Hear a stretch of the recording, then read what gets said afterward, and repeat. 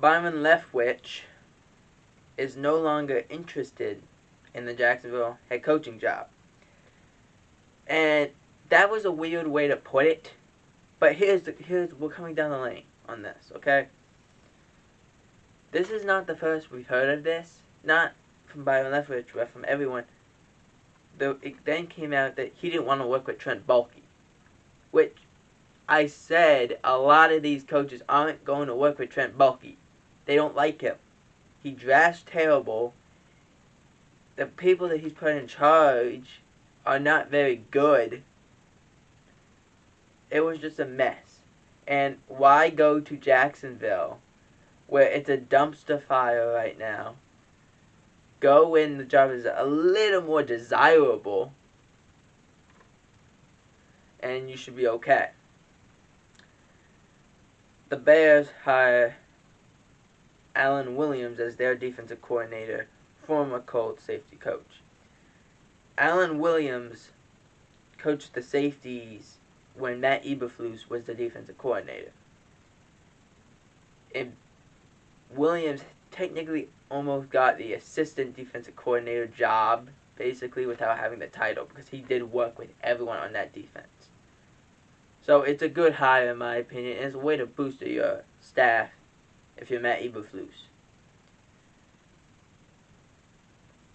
Jim Harbaugh spurns the NFL, returns to Michigan.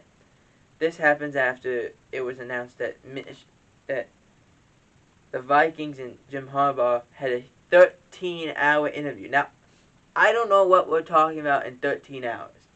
If a video that I had went 13 hours, am I talking the birthplace of football and all of its entirety? Because if that's 13 hours, no one's going to want to see that.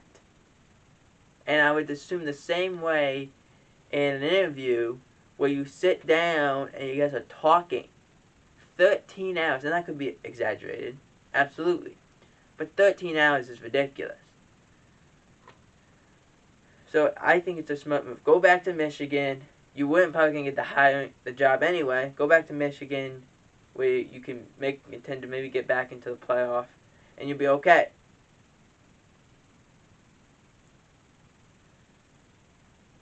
Bob Kraft, not happy with the IG post on his retirement. Now, granted, again, I said this in the previous video.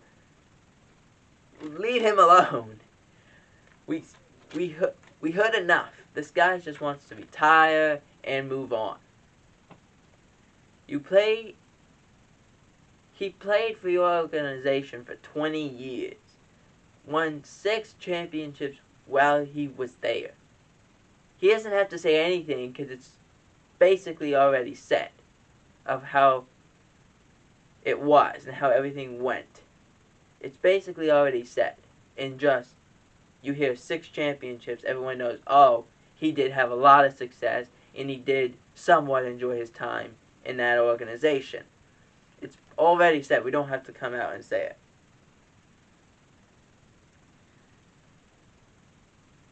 Hue Jackson suggests the Browns paid him to tank.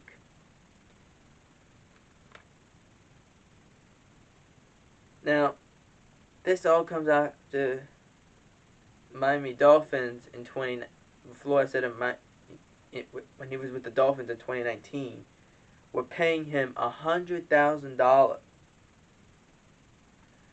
to lose every game.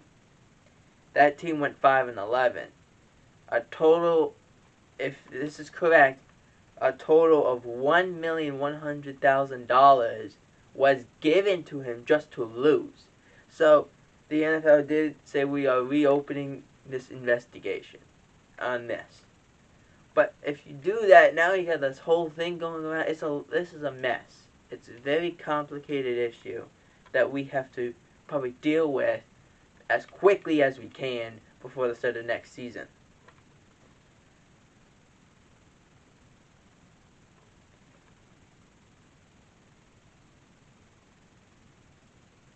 A kicking camp held in Dallas as the Cowboys have signed Chris Nager,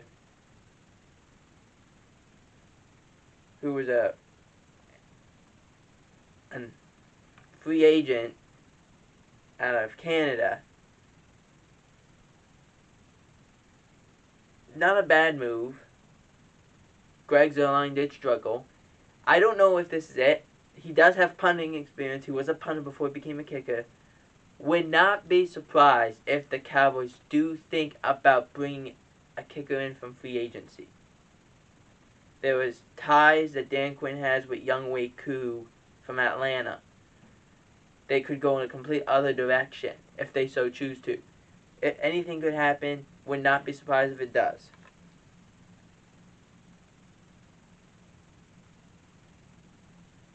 And finally, if you're the Cowboys, you're in a good position moving forward if everything works out in that situation. The New York Giants hired, and excuse me if I pronounce his name wrong, Mike Kakas as their offensive coordinator. He was the quarterback coach for the Kansas City Chiefs, but now he's the offensive coordinator of the New York Football Giants.